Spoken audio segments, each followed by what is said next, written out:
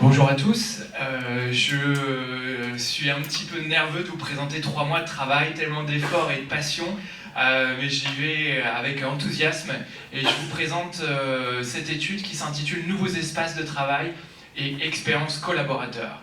Rentrons dans le vif du sujet.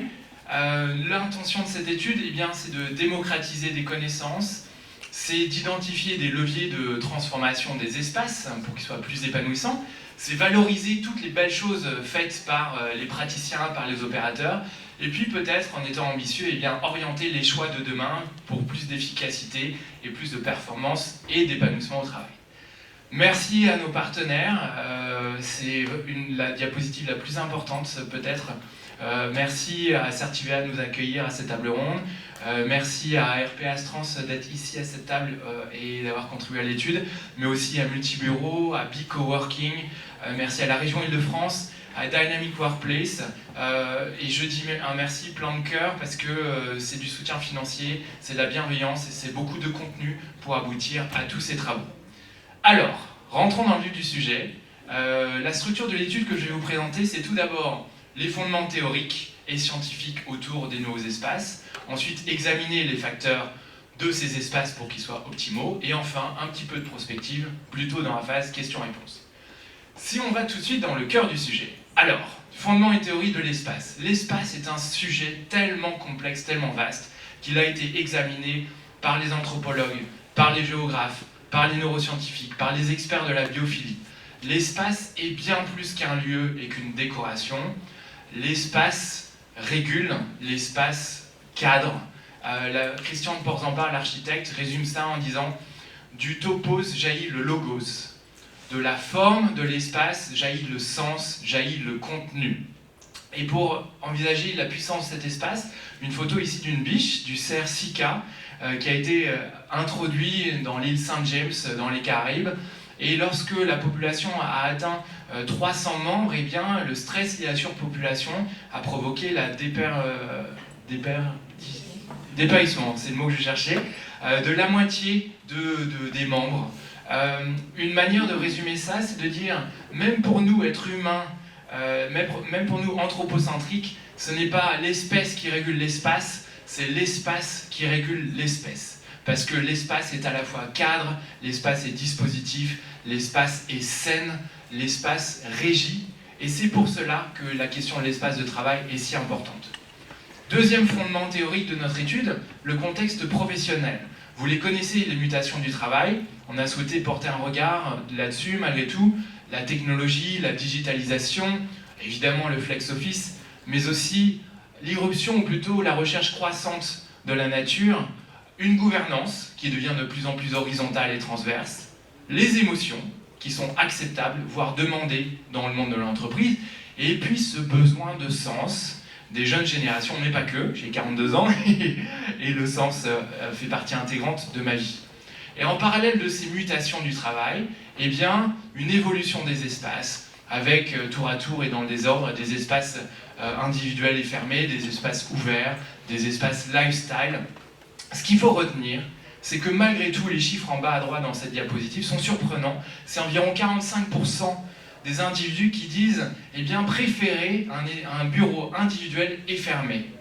C'est une trentaine de pourcents d'individus qui disent ne pas être satisfaits de leur espace de travail. Après toutes ces mutations, toutes ces transformations, les espaces de travail ne délivrent pas leurs promesses. Et le résumé de cette diapositive, c'est de dire les espaces mutent et se cherchent. Et les clés de réussite connues aujourd'hui ne sont pas encore mises en œuvre dans les espaces de travail. Alors, diapositive simple à présenter, contexte individuel, une phrase choc, le pacte social a changé, et aujourd'hui, l'épanouissement est un impératif dans nos vies, demandé par les individus, dans nos vies en général, mais au travail aussi. Et parce que cet impératif est exigé, le travail ne peut pas être une simple occupation, il doit aussi être une expérience, voire un mode de vie. Et parce que cette exigence de bonheur au travail est là, les espaces doivent se transformer. 7 facteurs clés pour répondre à ces exigences, on va les découvrir une à une, retenir que c'est évidemment un enjeu multidimensionnel. Premier facteur clé, le soin du corps et de l'esprit. Les fondamentaux physiologiques de l'être humain ne sont pas toujours respectés. Des choses telles que la température, telles que l'hydratation, telles que l'ergonomie, eh bien, ne sont pas suffisamment prises en compte.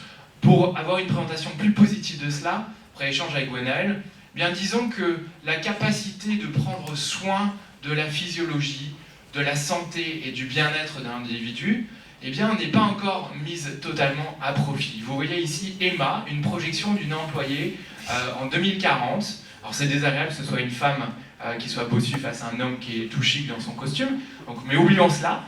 Emma, eh bien, en 2040, est bossue, a les bras épais, les yeux, injectés de sang et la peau jaunâtre. C'est ce qui se passe de manière projective si on ne prend pas en compte les besoins physiologiques. Back to basics, retour aux fondamentaux pour permettre à l'individu d'être bien au travail. En contre-pied de cela, un cadre physique vertueux, deuxième facteur, qu'est-ce qu'on veut dire par là? Soigner le cadre physique pour bénéficier des apports du beau, de la nature et du multisensoriel. À contre-pied de la diapositive suivante, on pourrait dire, mais tout ça est anecdotique. Est-ce qu'on a vraiment besoin de ça? Alors examinons la statistique en bas à droite. D'après une étude, eh bien 17 à 32% de productivité supplémentaire pourrait être atteint lorsque sur un bureau, au lieu qu'il soit nu, vous avez présence de plantes ou présence d'art. Alors ce sont des sciences humaines, donc apprendre avec précaution ces chiffres. Pour autant, le message est directionnellement exact et surtout il indique qu'on n'est pas dans l'épaisseur du trait.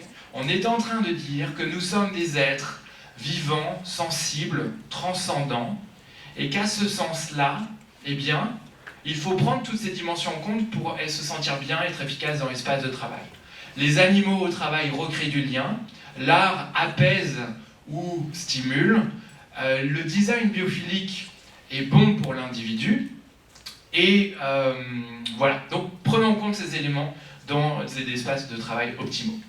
Troisième facteur clé, des liens humains positifs. Vous allez me dire évidemment, et vous avez raison de dire évidemment, parce que je prendrai un exemple clé, c'est l'étude d'Harvard, que vous connaissez peut-être, menée sur 70 ans par 4 générations de chercheurs.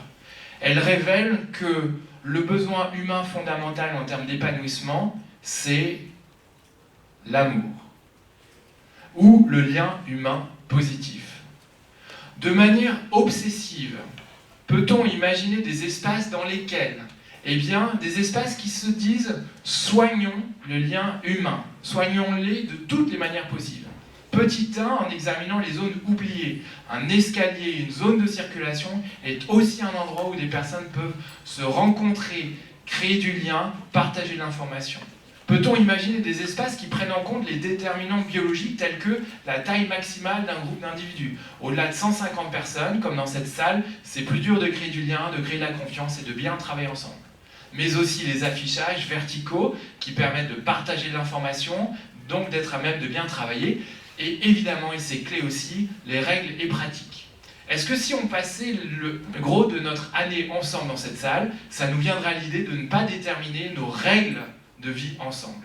Dans un espace de travail, c'est pareil. Comment coélaborer des règles de vie ensemble? Quatrième facteur qu'on va beaucoup creuser dans cette table ronde, un espace digital vertueux. Petit clin d'œil, sur la droite, vous voyez la pyramide de Maslow à laquelle, sur Internet, de manière virale, on voit fréquemment un nouvel étage, plus bas que la nourriture, en dessous de l'oxygène, c'est le Wi-Fi. Et les espaces de travail, en devenant digitaux, doivent cocher plusieurs cases. Est-ce que petit 1, on peut faire en sorte que le digital marche? Est-ce qu'on peut faire en sorte, petit 2, qu'il soit intuitif? En arrivant dans une salle de réunion, les individus perdent en moyenne, étude à l'appui, 2 jours par an à résoudre des enjeux, principalement liés à la connectique, à la connectivité. Je pense que ce chiffre est sous-évalué. Intuitif, on veut dire naturel et facile à résoudre. Un cran plus loin, est-ce que cet espace digital vertueux peut aller plus loin et créer, envisager des plateformes, des réseaux sociaux qui nous soulagent de cette apnée électronique où nous attendons l'email suivant, qui évite cet enfouissement digital? Ce que je suis en train de dire ici, c'est que l'espace de travail physique est aussi un espace digital et que le digital est suffisamment important pour transformer en profondeur le travail lui-même. Donc non seulement l'espace de travail digital est capable de devenir intuitif et soulageant, mais surtout, il a besoin d'être accompagnant pour redessiner le travail de demain. Cinquième enjeu, cette diapositive est un peu angoissante parce qu'elle est longue, il y a beaucoup de texte, et pourtant on est au cœur du réacteur. Adaptation aux personnes et aux activités. Dans un mouvement de balancier entre le tout fermé et le tout ouvert, l'espace de travail a besoin de trouver ses marques, a besoin de nuances. Tout d'abord, s'adapter aux personnalités. Ça peut paraître anecdotique, et pourtant, dans les espaces de travail, on voit que c'est surtout l'avis et les besoins des extravertis qui sont pris en compte. Or, les besoins cognitifs, affectifs, voire d'activité sont différents pour les introvertis et les extravertis. Est-ce que selon les modèles de personnalité Océan ou des 4P, on peut prendre en compte ces besoins-là? Plus fondamental que la prise en compte de la personnalité, la prise en compte des activités. Vous, experts dans cette salle, c'est à la fois quelque chose que vous connaissez, et pourtant, c'est une révolution. L'activity-based working. On est en train de dire que pour dessiner des espaces de travail, l'étape numéro 1, c'est de comprendre l'ADN et l'activité de l'organisation. Comprendre ses différents métiers, comprendre les différentes activités des équipes, voire des individus. Sur cette base-là, on peut véritablement dessiner des espaces de travail qui soient adaptés. Alors, pour aller un peu plus en profondeur, et je vais avoir la même vue que vous, Viviane, sans avoir imprimé les diapositives, mais si je ne peux pas les voir, vous non plus, donc on est tous à pied d'égalité, peut-être reprendre l'idée, je vais me lever et utiliser mon corps, vous dire que on s'achemine vers la fin des bureaux attitrés. Ça, c'est un élément qui me paraît important, ça se profile nettement à l'horizon. Deuxième élément, on voit apparaître de plus en plus d'espaces qui ne sont pas dédiés à des tâches dites productives au travail, jusqu'à la sieste, mais aussi du jeu, de la détente. On pourrait dire effet de mode. En fait, non. C'est à la fois une demande des nouvelles générations, un besoin physiologique et une manière de générer plus de performance. Plus inspirant comme découverte ou exploration, se dire que par rapport aux clichés d'il y a, je ne sais pas si on doit dire quelques années ou dizaines d'années, de 3 types d'espaces, la cafétéria pour socialiser, le bureau individuel pour être productif et la salle de réunion pour prendre des décisions. Par-delà ces 3 typologies, en fait, on observe un continuum d'espaces, de types d'espaces. Un continuum où chaque espace peut être plus ou moins individuel ou plus ou moins collectif, plus ou moins créatif, plus ou moins collaboratif, avoir des besoins différents en termes de couleur, en termes d'éclairage. Alors, quelles conséquences à cela? Tout d'abord, la complexité. La complexité, parce que ces espaces sont délicats à construire. Mais en même temps, une invitation à de la créativité pour imaginer vos nouveaux espaces et peut-être aller chercher l'expertise. Des recherches empiriques ont été conduites pour déterminer quelles sont, en examinant des heures et des heures de travail de collaborateurs, quelles sont les grandes activités humaines et comment elles peuvent être catégorisées en grands types d'activités et de ces grands types d'activités en déduire des grands types d'espaces. On a aujourd'hui des typologies plus complexes qu'avant, mais de types d'espaces qui permettent à l'individu d'être efficace et de se sentir bien. Et puis peut-être le dernier point sur cette diapositive, que je partagerai avec vous avec grand plaisir plus tard, puisque ça fait 14 minutes que je parle. Le travail devient collaboration, l'espace s'adapte. Voilà un message important à retenir de cette diapositive. 6e point, et j'en ai presque terminé, un espace d'ouverture. Un espace d'ouverture, on veut dire ouvert sur la nature, sur l'environnement, ouvert sur l'extérieur et ouvert sur la vie privée. J'ai ici mis sur cette diapositive un vélo pour indiquer que tout ce qui permet, particulièrement en période de grève, de rapprocher physiquement l'espace de l'individu, mais plus fondamentalement d'avoir des services qui lui permettent d'économiser du temps, c'est vraiment important pour la vie de l'individu et donc pour sa capacité à bien travailler. Et enfin, espace d'ouverture sur le monde, les entreprises changent, les entreprises se transforment, elles deviennent hybrides, au point qu'aujourd'hui on voit chez des mutuelles par exemple, mais pas seulement, eh bien on voit des agences de mutuelles qui se disent « et si nous accueillions un café associatif, si nous accueillions du coworking pour recréer des opportunités économiques dans notre espace de travail ». C'est donc une véritable convergence spatiale et temporelle entre l'intérieur et l'extérieur, les frontières disparaissent. Et la dernière diapositive que je vous présenterai, c'est, on boucle avec le début, un espace de pouvoir et de décision partagée. Si c'est bien du topos que jaillit le logos, si c'est bien de l'espace que jaillit le sens, eh bien jaillit aussi la décision.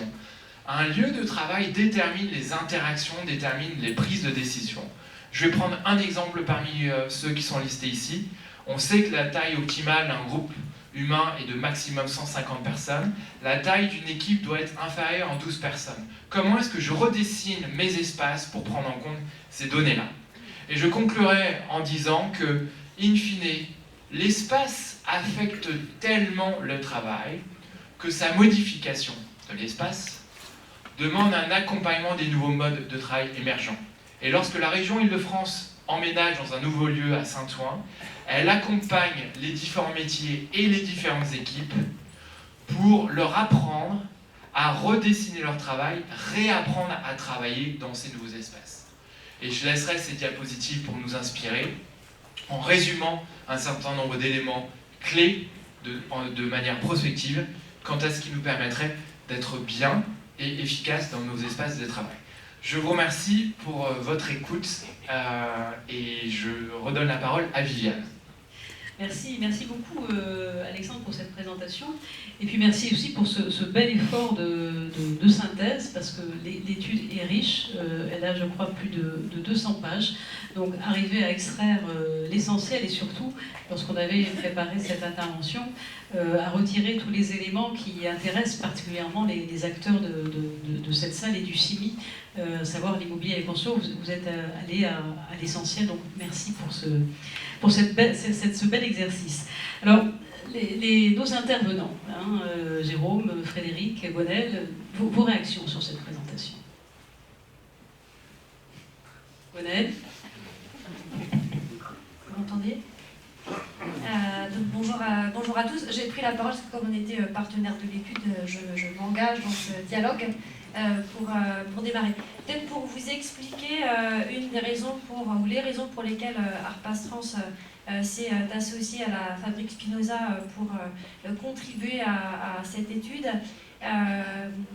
La première chose, c'est que pour en revenir à la genèse, nous nous sommes rencontrés avec Alexandre dans cette salle, plus ou moins, il y a quelques mois, au cours d'une table ronde à Pro-Durable. Donc la première chose que ça veut dire, c'est qu'on peut avoir des interactions fructueuses et des interactions qui permettent de produire un jour 260 pages d'études sur un thème qui nous concerne tous. L'expérience qu'on avait vécue, qu'on va peut-être pas vous faire revivre là, mais pourtant ce serait très intéressant, c'est que je peux vous dire que là, tous les 5, on a les spots, il fait très chaud. Voilà. La deuxième chose, c'est que vous vivez depuis ce matin, pour les plus courageux d'entre vous qui avaient affronté les problèmes de transport, depuis quelques heures dans un noir total, complètement coupé de la réalité de ce qui se passe à l'extérieur. Et je peux vous dire, parce qu'on avait fait l'expérience avec Alexandre la dernière fois, on a demandé aux gens qui étaient le plus près des rideaux de tirer les rideaux. Et je peux vous dire qu'en faisant ça, on a une expérience dans une salle comme celle-ci qui n'est plus du tout la même. Et je peux aussi vous dire que si dans les salles de conférence du CIMI, tout le monde s'évertuait à ouvrir les rideaux, on verrait peut-être un peu moins, mais de toute façon, comme c'est écrit petit, on ne voyait pas forcément très bien. Vous voulez qu'on ouvre les rideaux? C'est une demande. Si vous pouvez ouvrir les rideaux, mais ce n'est pas obligatoire d'ouvrir les rideaux. Ce que je peux vous dire, c'est qu'on prend beaucoup plus soin de son corps en ouvrant les rideaux, en ayant la lumière naturelle, que si on ne le fait pas. Donc ça m'apporte un enseignement que je ne vais pas développer, puisque Alexandre l'a déjà évoqué tout à l'heure, c'est qu'on aimerait bien de purs esprits, mais ça n'est pas le cas. Avant d'être un pur esprit intelligent, émotionnel, sensoriel, etc., nous sommes des corps, et que nos corps ont besoin d'un certain nombre de stimuli, et nos corps ont besoin d'un certain nombre de qualités extérieures de manière à bien. Vous voyez cette lumière qui est à l'extérieur. Ah, ben voilà, vous avez réussi au fond. C'est vrai que ça change pas mal. Ou s'il pleut, ou du soleil, ou quoi que ce soit. Donc prenez soin des corps, c'est relativement important, même très important, puisque nous avons des besoins physiologiques qui ne peuvent être atteints que si on a une bonne qualité d'air, une bonne qualité de lumière, qui nous permet de voir, mais pas que, qui nous permet de nous réveiller, d'être vigilants et de faire travailler notre rythme circadien, qui est capital pour notre humeur, pour notre bien-être et pour être avec soi-même et avec les autres. Donc ça, c'est un des premiers enseignements dont on avait fait l'expérience avec Alexandre, que je vous livre là. Une autre raison pour laquelle Arpas Trans et particulièrement son équipe design et aménagement des espaces intérieurs s'est engagée dans cette aventure avec la Fabrique Spinoza, c'est les personnes qui ont concouru à cette étude et entre autres les partenaires vous ont été cités tout à l'heure, mais les acteurs qui sont des acteurs des nouveaux modes de travail et en particulier des acteurs qui sont des acteurs des tiers-lieux et des acteurs des coworking. Et ça, c'est un élément qui nous paraît important, qui n'a pas été développé, donc je me permets, Alexandre, de le faire un petit peu. C'est que pour nous, la question de la partition à jouer pour les collaborateurs entre ce qui est du siège, maison de l'entreprise, et de tous les espaces de lieux de travail, ou physiques ou digitaux, dans lesquels les collaborateurs fonctionnent, travaillent et interagissent, est très importante. Quelle est la bonne partition entre le bureau, le télétravail, le train, sa maison de vacances, etc., etc. Et comment on fait pour créer ce lien entre ces différents espaces, qui sont des espaces qui sont distribués et dans lesquels on doit trouver sa place. Et aujourd'hui, trouver sa place ne paraît pas quelque chose qui est évident. On doit trouver sa place dans des espaces où on n'a plus son bureau attitré. On doit trouver sa place dans des organisations qui changent énormément et auxquelles tout le monde n'est pas habitué, pas préparé à trouver sa place dans les nouvelles organisations. Et je pense que ne pas avoir sa place, c'est pas un problème, ne pas trouver sa place, ça peut en être un. Et je pense que cette partition et quels sont les outils qu'on met à disposition des collaborateurs pour s'y retrouver est important. Et qu'on est dans une ère qui est une ère du figital, dans lequel on doit impérativement penser la double approche, à savoir l'espace physique dans lequel on exerce son métier, et également l'espace digital interfacé avec tous ces outils, j'en ai 2 sur la table, qui nous accompagnent. Ce ne doit pas être quelque chose qui nous empêche d'avancer. Moi, j'ai eu une expérience de travail ce matin que j'ai trouvée en fait fabuleuse, presque meilleure que celle que j'ai au CIMI. Je suis désolée, je suis très contente d'être avec vous. Je suis arrivée ce matin à 9h à la gare Montparnasse. Évidemment, il n'y avait plus de métro. J'avais passé l'heure à laquelle il y avait encore des métros. Et j'ai dû marcher 2 heures pour venir vous rejoindre. Je suis ravie d'avoir marché 2 heures. Pourquoi j'ai marché 2 heures et pourquoi c'était une bonne expérience? Parce que j'ai travaillé pendant 2 heures. J'ai travaillé avec mon téléphone, j'ai travaillé avec mes mails sur mon téléphone et ça a extrêmement bien fonctionné, ce qui n'aurait pas été possible auparavant. J'ai également eu une très bonne expérience de travail puisque j'ai travaillé en marchant. Et donc j'ai eu mon exercice physique et sincèrement j'étais bien et là je ne suis pas fatiguée. Pourtant je me suis levée aux aurores pour venir au CIMI. Autre expérience très intéressante, c'est que je me suis aperçue qu'il y avait 6 moutons entre Montparnasse et les Invalides. Donc il y a des 6 moutons, dont 3 moutons d'Ouessant, des moutons noirs. Et c'est vrai que je me suis arrêtée, j'ai pris une photo et que ça m'a fait du bien de voir la nature et de voir du vivant dans la ville au cours de cette expérience de travail en chemin de réunion entre Montparnasse et les Invalides.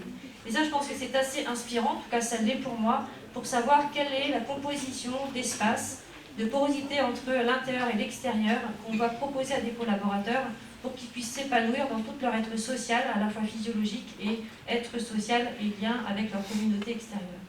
Donc c'est peut-être des éléments qu'on n'avait pas forcément évoqués au cours de l'étude, mais que vous retrouverez en partie. Dernier point, et je cède la parole, l'autre raison pour laquelle on a été intéressé par cette approche, c'est que la Fabrique Spinoza, c'est le bonheur citoyen. Il me semble qu'aujourd'hui, quand on parle de collaborateurs, on ne parle pas uniquement de collaborateurs, on parle aussi d'hommes et de femmes et de citoyens, et on parle de la qualité de vie ou avec un T qui peut être travail, ou avec un T qui peut être total. Et je pense que retrouver le sens qu'a évoqué tout à l'heure Alexandre est quelque chose qui nous porte à travailler sur la qualité de vie totale, qui part de son chez-soi jusqu'à son travail, jusqu'à ses lieux de loisirs. Et que, en dehors de l'aspect du bonheur, que vous avez traduit différemment tout à l'heure Viviane, la notion d'épanouissement est un élément qui paraît aussi fondamental, et dans l'efficacité et la performance d'un lieu, et des organisations qui fonctionnent, des personnes qui fonctionnent, j'y mets moi la santé, le bien-être, l'empathie, l'entraide, qui sont autant d'éléments qui sont au service d'un bien-être de chacun, qui se met au service de la performance de l'organisation. Merci Gwenaëlle pour ce beau panorama et ce complément. Frédéric ou Jérôme qui veut compléter? Non.